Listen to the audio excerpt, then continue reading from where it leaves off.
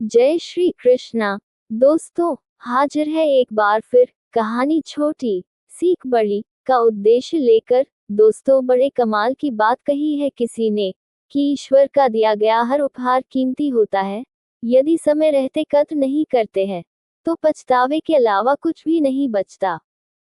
तो दोस्तों, शुरुआत करते हैं आज की कहानी की। एक बहुत बड़े व्यवसायी का पुत्र था जो अपने कॉलेज के अंतिम वर्ष की परीक्षा की तैयारी कर रहा था। जब भी उसके पिताजी उसे परीक्षा के बारे में पूछते, तब उसका एक ही उत्तर होता कि पिताजी, इस बार मैं परीक्षा में प्रथम स्थान पर आऊंगा, और यदि मैं प्रथम स्थान पर आया तो आपको मुझे मेरी पसंद की महंगी वाली कार दिलानी पड़ेगी। तब वह व्यवसायी खुश होकर कहता है, क्यों नहीं, यदि तुम प्रथम स्थान पर आओगे तो मैं अवश्य तुमको वह कार ला कर दूंगा। और उनके लिए ये कोई मुश्किल कार्य नहीं था, क्योंकि उसका व्यवसाय बहुत दूर दूर तक फैला हुआ था, इसलिए उसको पैसों की कोई कमी नहीं थी। ये बात सुनकर पुत्र दुगुने उत्साह से पढ़ाई में जुट गया। रोज कॉलेज आते जाते वो कार के शोरूम के आगे से निकलता और उसमें रखी कार को निहारता और मन ही मन उस कार को चलाने की कल्पना करता और चला जाता। दिन बीतते गए और परीक्षा भी खत्म हो गई तथा परिणाम भी आ गया, और परिणाम भी वैसा ही आया जैसा वो कह रहा था। वह वास्तव में कॉलेज में प्रथम आया। उसने कॉलेज से ही पिता को फोन लगाकर बताया कि वे उसका इनाम तैयार रखे, मैं घर आ रहा हूँ। घर आने से पहले ही उसने कल्पना में उस कार को घर ले आया था, लेकिन वास्तविकता में जैसे ही वो घर पहुंचा उसे वहां कोई कार नहीं दिखी।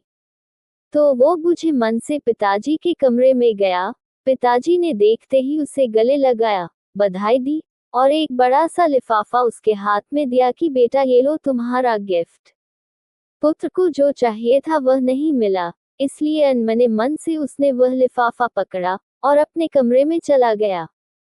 मन ही मन पिता को कोसते हुए उसने वह पैकेट खोला। उसमें सोने के कवर में रामायण देखी। ये देखकर अपने पिता पर बहुत गुस्सा आया, लेकिन उसने अपने गुस्से को नियंत्रित करते हुए एक चिट्ठी अपने पिता के नाम लिखी कि पिताजी, आपने मेरी कार गिफ्ट न देकर ये रामायण दी। शायद इसके पीछे आपका कोई अच्छा राज छिपा होगा, लेकिन मैं अब ये घर छोड़कर जा रहा हूँ और तब तक वापस नहीं आऊंगा जब तक मैं बहुत पैसा ना कमा लूं। और चिट्ठी रामायण के साथ पिता के कमरे में रखकर घर छोड़कर चला गया। समय बीतता गया। पुत्र होशियार था, होनहार भी था, जल्दी ही बहुत धनवान बन गया। शादी भी कर ली और शान से अपना जीवन जीने लगा। कभी कभी जब उसे अपने पिता की याद आती तो उस पर पिता से गिफ्ट ना पाने की गुस्सा हावी हो जाता। वो सोचता, माँ के जाने के बाद मेरे सिवा उनका कौन था, इतना पैसा रहने के बाद भी मेरी छोटी सी इच्छा भी पूरी नहीं की। ये सोचकर वो पिता से मिलने से कतराता था। एक दिन उसे अपने पिता की बहुत ज्यादा याद आने लगी। उसने सोचा, इतना समय हो गया है, अब क्या छोटी सी बात को लेकर अपने पिता से नाराज रहना। ये सोचकर उसने पिता को फोन लगाया। बहुत दिनों बाद पिता से बात कर रहा हूँ, ये सोच धड़कते दिल से रिसीवर थामे खड़ा रहा।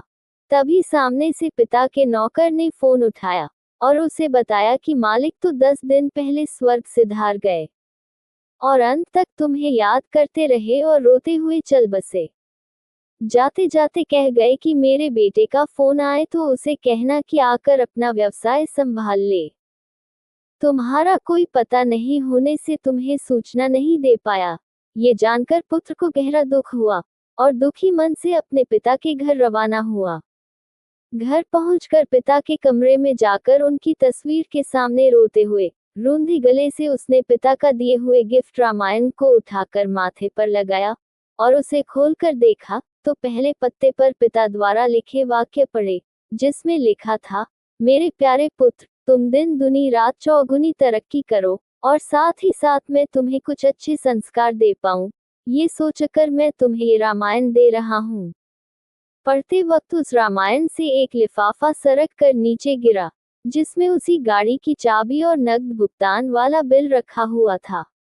ये देखकर उस पुत्र को बहुत दुख हुआ और वह धड़ाम से जमीन पर गिर रोने लगा। परंतु अब उसके पास पछतावे के अलावा कुछ भी नहीं बचा था। दोस्तों, कभी कभी हम हमारा मनचाहा उपहार हमारी पैकिंग में ना पाकर उसे अनजाने में खो देते हैं, और उसके साथ खो देते हैं हम ऐसे अनमोल रिश्ते भी जिनके चले जाने के बाद वो कभी लौटकर नहीं आते। तब सिवाय पछतावे के और कुछ भी शेष नहीं बचता। पिता ही क्यों, ईश्वर भी हमें अपार गिफ्ट देते हैं, लेकिन हम अज्ञानी हमारे मनपसंद पैकिंग में ना देखकर पाकर भी उसे खो देते हैं। हमें अपने माता पिता के प्रेम से दिए ऐसे अनगिनत उपहारों का प्रेम का सम्मान करना चाहिए और उनका धन्यवाद करना चाहिए, क्योंकि ये भी ईश्वर की तरफ से दिए गए अमूल्य उपहार है। दोस्तों, कहानी अच्छी लगी हो तो वीडियो को लाइक, शेयर और कमेंट में जय श्री कृष्णा अवश्य लिखें। धन्यवाद। जय श्री कृष्णा। हरि हर।